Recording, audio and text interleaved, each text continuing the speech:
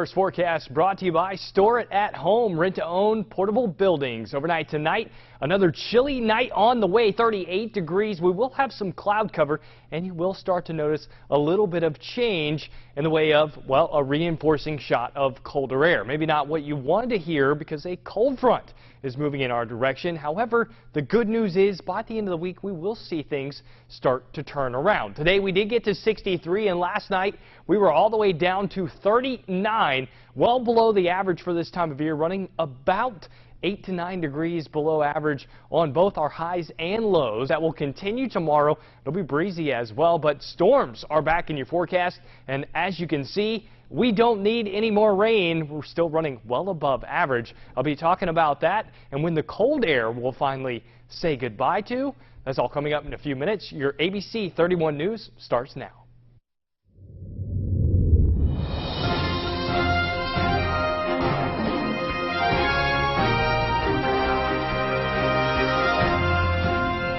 Welcome to ABC 31 News Tonight.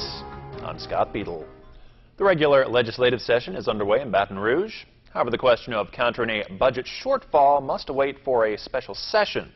And the governor does have an agenda. WBRZ's Mark Armstrong has our big story tonight. Governor Edwards offered an olive branch of peace in his opening remarks to lawmakers Monday. I don't want the roadblocks of the special session to hamper us from what's most important: making life better for the people of this great state. Despite his rosy outlook, many fear the factional logjam is here to stay.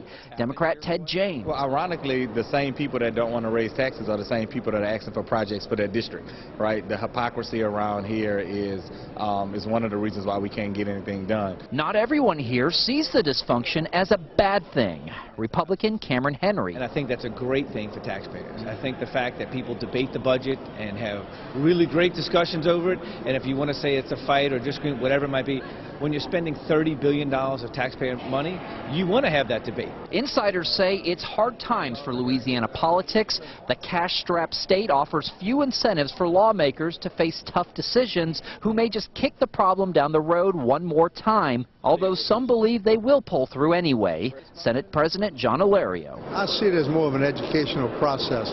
I think we've got a lot of new people in the legislature that don't quite understand where some of the problems are coming from. I think once they understand it and they get a little better feeling as to where we need to be, I think they'll be more in tune to solving the problems. Alario believes the legislature will pass a budget on time, but still some fear a repeat of last year when even that failed to happen. Grand Parish is offering a church security course again for anyone who has a valid concealed handgun permit. That starts on the 24th. You have to have a concealed permit through the state of Louisiana, and we can also teach that to you. And we don't charge anything. It's free. It's free of charge for the classes. Now you do have to provide your own ammunition, and there's a $100 administrative fee that's required. And we don't charge anything for the church security class. Now, it takes 2 different days to do these, and we usually try to do it on the weekends so working people have an opportunity to come. If you are interested, you can register for that at grantso.org. Rapids deputies say they've solved the fraud on a woman's financial accounts. Deputies arrested 24-year-old Christopher Michael Smith of Ball for the burglary and unauthorized use of debit cards belonging to a woman whose purse was taken near Spring Hill Road in Ball. This morning, LSUA students put on their best for the annual Spring Job Fair. 50 professionals were there to connect and inform students on what they're looking for in an employee. Job Fair attendees were advised to bring their resume to impress those would-be employers. And today, the president of Louisiana College spoke at the Rotary Club about the importance of STEAM. Of course, STEM initiatives are important for jobs in the future, but we believe that the liberal arts, which is a core to our academic program at Louisiana College, is essential to critical thinking, analytical reasoning, problem solving, and it advances skill sets in the STEM area. So we have a firm belief that STEM becomes STEAM at our institution. You can contact Louisiana College for more information about the STEAM program. The annual Sentinel Forestry Forum took place today at the State Evacuation Center near the LSUA campus. It is an educational workshop designed to educate landowners, foresters, logging contractors, and others about current issues affecting forestry throughout Louisiana. Discussions included new markets in central Louisiana, tax change laws, and timber products as a major agricultural driver in the area. Jim Stemple is here with Klax Biomass discussing their new mill that has opened up in Urania, Louisiana, and that is called LaSalle Bioenergy. That's really important for forestry because it provides a market in an area where markets had been closed. Forest landowners actually own the majority of the forest in Louisiana.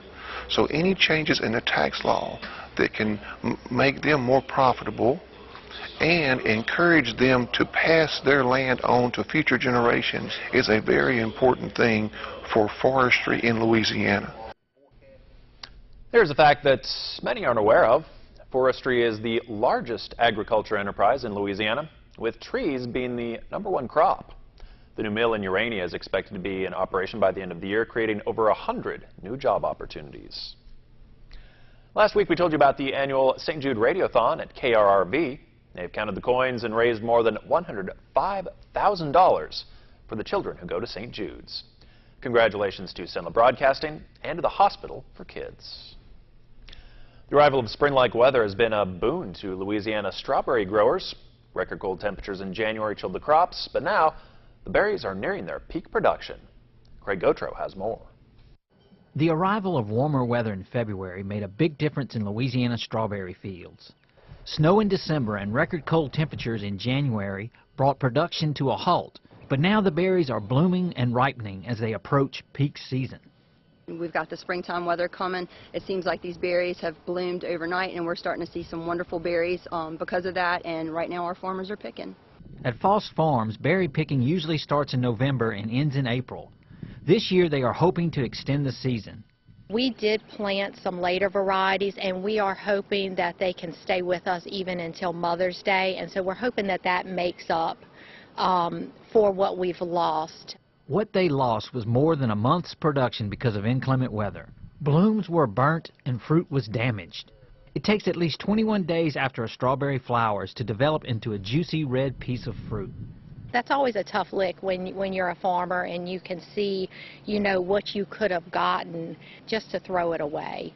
Consumers should have plenty of berries to buy and the satisfaction of knowing they can contribute to the local economy. It's food that's less traveled, so you get a lot more flavor out of it when it's less traveled, and you know, they're just the best. You're getting the freshest and most delicious product, especially with Louisiana strawberries, but also you're helping out your fellow neighbor.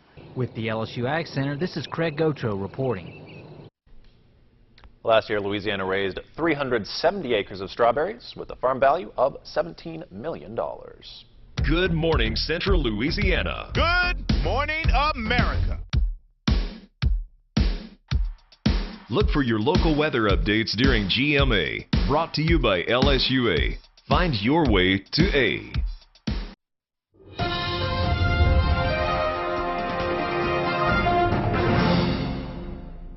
Current temperatures out there still rather chilly. 63 degrees is where we are at the moment. We will be dropping down pretty quickly. Our dew point at 39. That's likely right around where we're going to go tonight, somewhere between 37 and 39 degrees overnight tonight. The wind's pretty calm, around 8 miles per hour out of the west, and visibility just perfect with high pressure in control, and has been all day. So overall, a pretty nice day, even though it was rather chilly, at least for this time of year. Of course, if this had been a month ago, we wouldn't have been complaining about it at all. Of course, a month ago, we had temperatures in the upper 70s. Looking at our surface map across the country, not one, but two systems in the northeast. Of course, talking about that nor'easter, still dumping plenty of snow up there, places around Boston approaching 2 feet of snow for the day today. Somebody's going to end up with over 30 inches up there. Thankfully, we don't have anything like that to talk about. We do have another high pressure moving in our direction, as well as cold front as that continues to slide to the south. well, we'll have a reinforcing shot of cold air. But the good news is this high pressure system will slide off to the east rather quickly, and that will allow return flow and warmer temperatures to move in our direction over the next several days. Plenty of sunshine tomorrow, still a little bit chilly. Temperatures will get up into the upper 60s by the late afternoon hours. A few high clouds around for our Thursday. As we go into Friday, however, we see things change. We get plenty of moisture back in the forecast. Temperatures back up into the 70s and even a shower or thunderstorm around. And by Saturday, we could be looking at the potential for yet again another round of heavy rain and severe weather. That is all possible with another area of low pressure to move through. The greatest news of all behind that, though, we won't really be changing air masses. We'll just be drying out. So lower dew points, but not necessarily colder air. So that's good news. Cold and sunny for the day tomorrow. Again, I promise you I did change this map. It just looks identical to yesterday's map because we're going to have pretty much the same weather. High pressure system sliding in once again. Chilly and brisk out there all across the southeast. But looking ahead late week, this is the setup we're talking about. We'll have another low pressure system form out into the plains as opposed to last week where it was down in Arkansas. This will allow for more warm air to surge northward as well as our dew points to increase, which is what you need for instability. We'll have those showers and storms around throughout the day on Friday and Saturday, and potentially watching for some severe weather as well. Forecast lows out there tonight around 38 degrees, mainly clear skies. That's right about where our dew point is at the current moment, but still chilly nonetheless. All the way up to 65 tomorrow. Plenty of sunshine. The winds will be brisk at times, approaching 10 to 15 miles per hour throughout the day, so making things feel much more chilly. But warming up by Friday, 75 degrees. How about 83 on Saturday? And you see, even after we clear out, only dropping down into the 70s. That's a look at your 7-day forecast and your weather. Scott? All right, thank you, Ross. Fewer boys are putting on the pads and playing high school tackle football. Why? Here's Linda Lopez. Since 2008, the number of high school boys participating in football has steadily dropped, almost 5%, in a sport that used to add players every year. News reports about tackle football and brain injuries began to go up around 2008, and research published in JAMA Pediatrics connects the two. Participation in other high school sports hasn't dipped, just the sport most publicly linked to brain damage. Team sports and exercise are great for teens in so many ways, but football is now seen as a bigger health risk. Researchers say that without more long-term studies, we won't be able to understand if tackle football is a good idea for kids or a public health risk. And until we do, it's clear that some parents are deciding they want their sons to consider a different sport. With this Medical Minute, I'm Linda Lopez. Medical examiner. Detective. Homicide. I can't write you a prescription. These are my date clips. Ding. Then I had to chase this guy all the way down to Fenway. We should do this again sometime. Rizzoli and Isles, a perfect match. Weekends at 11 on KLAX TV. When a case seems unsolvable, they see the incredible. Murder. Motive. Secrets. Bones. Weekends. Watch Bones. Weekends on KLAX ABC31.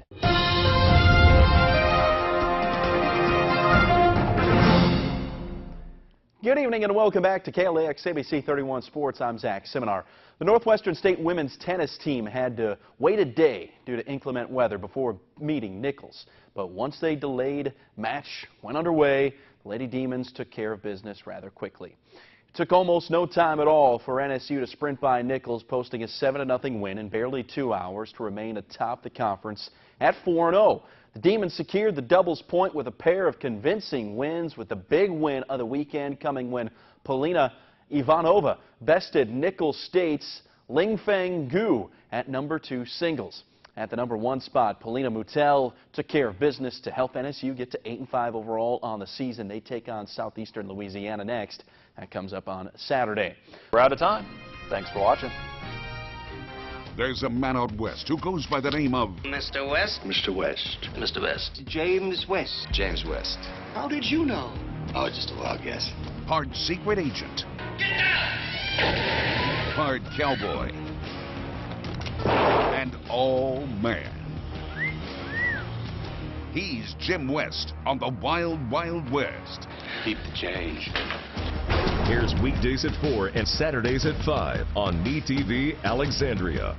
Only one doctor brings health right to your home.